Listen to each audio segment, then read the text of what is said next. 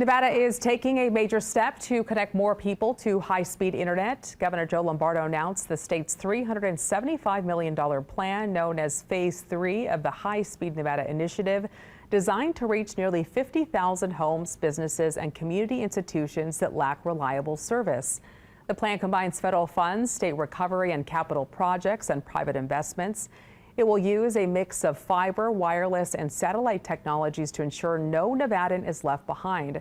Construction will take place over the next 4 years, and the state awaits final approval from the federal government to fully launch the program.